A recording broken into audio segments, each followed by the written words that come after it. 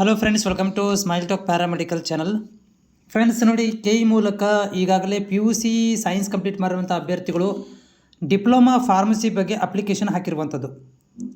ಹೋದ ವರ್ಷದಿಂದ KEದವರು ಏನು ಮಾಡಿದ್ದಾರೆ ಅಂತಂದರೆ, ಈ ಡಿಪ್ಲೊಮಾ ಫಾರ್ಮಸಿನೂ ಕೂಡ ಇವರೇ ಒಂದು KCET ಮೂಲಕ ಕೌನ್ಸಿಲಿಂಗ್ ಪ್ರಕ್ರಿಯೆಯನ್ನು ಸೀಟ್ ಹಂಚಿಕೆಗಳನ್ನು ಮಾಡ್ತಾ ಇರುವಂಥದ್ದು ಹೋದ ವರ್ಷದಿಂದ.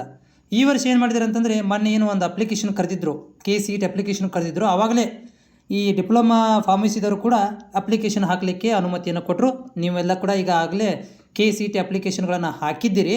ಯಾರು ಹಾಕಿದ್ದಾರೆ ಅವ್ರುಗಳಿಗೆ ಮಾತ್ರ ಏನಂತಂದರೆ ಈ 2026ನೇ ಸಾಲಿನಲ್ಲಿ ಕೌನ್ಸಿಲಿಂಗಿಗೆ ಮುಂದಿನ ದಿನಗಳಲ್ಲಿ ಕರೀತಾರೆ. ಒಂದು ಆಪ್ಷನ್ ಏನಂತಂದ್ರೆ, ಈಗ ಕಾದು ನೋಡಬೇಕಾಗತ್ತೆ. ಇದೇ ಆಪ್ಷನ್ ಎಂಟ್ರಿ ಒಳಗಡೆ ಈಗೇನು ಕಂಬೈನ್ ಆಪ್ಷನ್ ಎಂಟ್ರಿ ನಡೀತಾ ಇದೆ KCETದು, ಇದರಲ್ಲಿ ಏನಾದರೂ ಅವರು ಡಿಪ್ಲೊಮಾ ಫಾರ್ಮಸಿದವ್ರಿಗೆ ಕೊಡ್ತಾರೋ ಅಥವಾ ಸಪ್ರೇಟಾಗಿ ಡಿಪ್ಲೊಮಾ ಫಾರ್ಮಸಿದು ಬೇರೆ ಕೌನ್ಸಿಲಿಂಗ್ ಪ್ರಕ್ರಿಯೆ ಮಾಡ್ತಾರೋ ಅನ್ನೋದನ್ನು ಕಾದು ನೋಡಬೇಕಾಗತ್ತೆ. ಯಾಕಂತಂದರೆ ಈ ವರ್ಷ ಪ್ಯೂರ್ಲಿ ಫಸ್ಟ್ ಟೈಮ್ ಈ ರೀತಿ ಮಾಡ್ತಾ ಇರುವಂಥದ್ದು ಡಿಪ್ಲೊಮಾ ಫಾರ್ಮಸಿ ವಿದ್ಯಾರ್ಥಿಗಳಿಗೆ KEದವರು.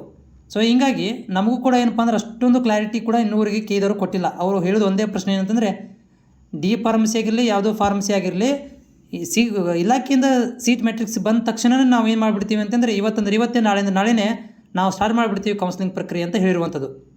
ಡಿಪ್ಲೊಮಾ ಫಾರ್ಮಸಿ ಸಪ್ರೇಟ್ ಮಾಡ್ತೀರಾ ಅಂತ ಕೇಳಿದರೆ ಆ ಥರ ಏನೂ ಇಲ್ಲ.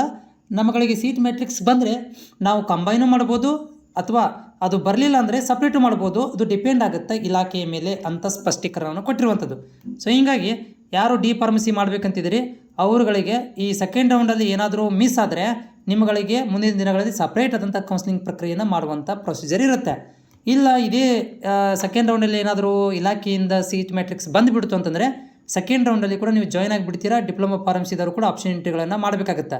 ಇದು ಏನೋ ಬಂದರೂ ಕೂಡ ನಾನು ನಿಮಗೆ ಮಾಹಿತಿಯನ್ನು ತಲುಪಿಸ್ತೇನೆ. ಡಿಪ್ಲೊಮಾ ಫಾರ್ಮಸಿ ಬಂದ ತಕ್ಷಣವೇ ನಿಮ್ಮಗಳಿಗೆ ನಾನೇನು ಮಾಡ್ತೀನಪ್ಪ ಅಂತಂದರೆ ಒಂದು ಮಾಹಿತಿಯನ್ನು ಕೊಡುವಂಥ ಕೆಲಸವನ್ನು ಮಾಡ್ತೇನೆ. ಚಾನಲ್ಗೆ ಹೊಸಬರಾಗಿದ್ದರೆ ಚಾನಲ್ ಸಬ್ಸ್ಕ್ರೈಬ್ ಮಾಡ್ಕೊಳ್ಳ್ರಿ. ಯಾಕಂದರೆ ಡಿಪ್ಲೊಮಾ ಫಾರ್ಮಸಿ ಮಾಹಿತಿಯನ್ನು ನಿಮ್ಮಗಳಿಗೆ ಕನ್ನಡದಲ್ಲಿ ಮಾಹಿತಿ ಕೊಡುವಂಥ ಏಕೈಕ ಚಾನಲ್ ಆಗಿರುತ್ತೆ.